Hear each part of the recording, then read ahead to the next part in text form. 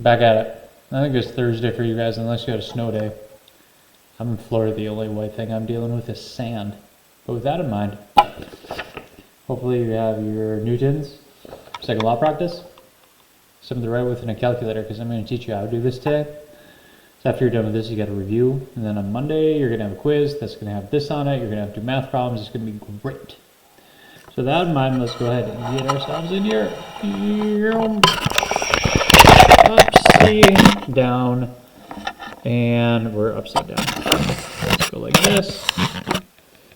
Yeah, that should look just like your problems. So before we even start there, put your name there. But I want to run you through the equation. So we know that all normal people write Newton's second law as F equals ma. I don't know why I wrote it like that, but my M and A are a little bit high, but that's fine. So in this case, F stands for your force. Your units for force are newtons, which can be signified with an N. Okay. Your M, as you probably guessed, is not your mama, but it's your mass. That's going to be in kilograms. And your A is your acceleration. As we talked about last week, that is going to be meters per second squared. If you forget about the squared, it's wrong. Okay, so make sure you get that right. So pretty much what we need to understand is we can solve for any and all of these different variables. Another thing that I want to remind you of, there's going to be some questions on this assignment where you're also going to have to solve for acceleration. So if you remember acceleration from last week, it's going to be velocity final minus velocity initial. All that is going to be over the delta t, or the change in time in which that acceleration or deceleration will be taking place. Remember, if you have a negative value, that means it's slowing down, it's decelerating. If it's a positive value, it's speeding up. So we can go ahead and set up this first one. I mean, it's not brain busting hard. Okay, it says an object with a mass, read the question, mass of 2 kilograms. So that's going to be my M. Accelerates at, anytime you see this derived value, meters per second squared, you automatically know that's your A. So an object with a mass of 2.0 kilograms accelerates 2 meters per second squared when an unknown force is applied to it. What is the amount of the force? So F equals ma, substitute in. We know our mass is 2 kilograms. We know our acceleration is 2 meters per second squared. In order to go ahead and solve for F, all we got to do is multiply those two values. Make sure you don't forget your units. No, I'm not telling you what 2 times 2 is. All right, so that's number 1. Moving down to number 2. So an object with a mass of 5 kilograms accelerates 8 meters per second squared. We're not going to do that one because you're solving for force again. Let's find one that's a little bit harder. Yeah, let's go to number 4. I wouldn't say it's harder, but there's another step to it. So an object accelerates at 3 meters per second squared. So accelerates, hint, that's your A. When a force of 6 newtons, that's your F, is applied to it. What's the mass of the object? So we got to substitute in, so we know that F equals ma is still our equation. Thursday, Friday, Saturday, Sunday, every day. So if our F is going to be 6 newtons, we don't know what our mass is. Our A is 3 meters per second squared. So that's how we should get everything set up.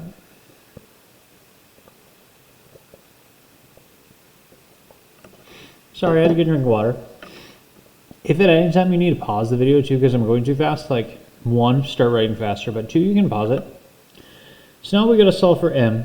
So in order to get M by itself, we've got to divide both sides here by 3 meters per second squared divided by 3 meters per second squared. So M would be equal to that, 6 divided by 3. And if you're solving for mass, look back up here, you should know what the units are. Okay, moving on.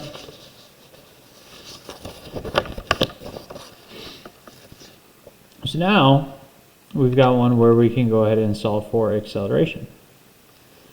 So right here we've got a mass of 5 kilograms. Right here this is our force. This is our mass. So we can go ahead and plug this in. 20 newtons equals our m, which is 5 kilograms. Then we're once again solving for our a. So the math is just the same as the other one. And I just realized that I just gave you 3 examples, one solving for force, one for mass, one for acceleration. This isn't the worksheet that you have, but those are good examples anyways. So pause, I'll be back in just a second. And I'm back and I got your right sheet. So now, this probably looks a little bit more familiar. And I could go back and do another video, but no. When we go through here, you're solving for force. When we go here, solving for mass. Oh, now here's the problem. Eventually we're going to get those dreaded ones where we're going to be talking about acceleration as well.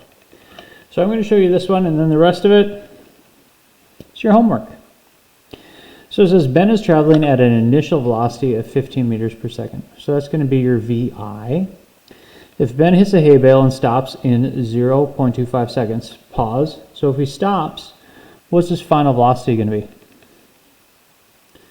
If you're stopped, your speedometer would be reading 0. So what force would Ben feel? We know that Ben has a mass of 55 kilograms.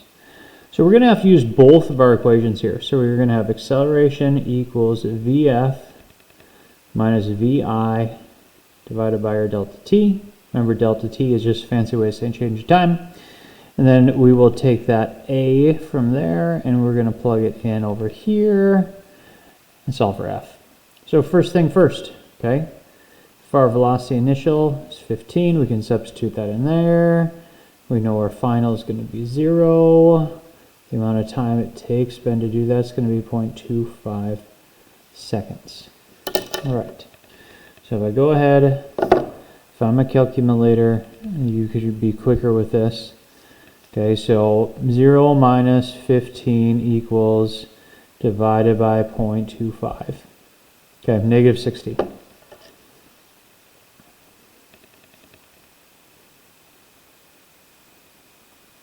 Okay, so remember that the negative, all that means is that this is a slowdown, it's a deceleration. So we're going to substitute that value in over here, and we can drop the negative. So F equals, Ben's mass is 55 times 60. Okay, so now we can go ahead and simply do that math. 55 times 60, we're going to have a value of 3,300 newtons. With that in mind, you don't want to hit a hay bale on a dirt bike because you will more than likely die. Okay, so we got another couple ones like that. Let's see here.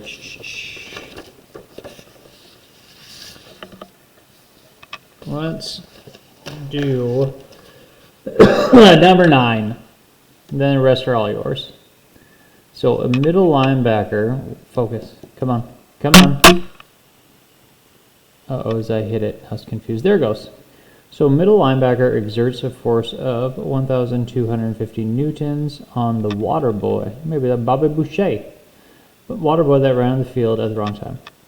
If the linebacker has a mass of 120 kilograms, what acceleration does the water boy experience? All right.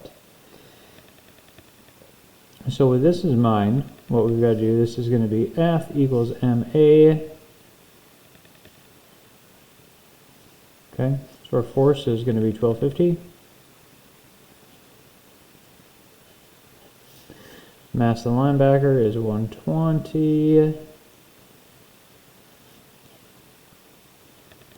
Okay, so then we are going ahead solving for the A, or acceleration. So we divide both sides by 120. Cancel, cancel.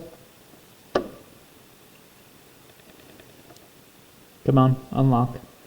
So 1250 divided by 120, get an answer of roughly 10.4 meters per second squared for acceleration. So there you got it. You've got 5 different problems that I went through, 2 of them which were on the correct assignment, but you should be good. Now, Monday, you're going to have to do that on your quiz. This sheet will also be due on Monday. You've got to review, make sure that you are working. If you get done early, you can read a book. You're not going to get done early today, though. Nice try. Have a great day.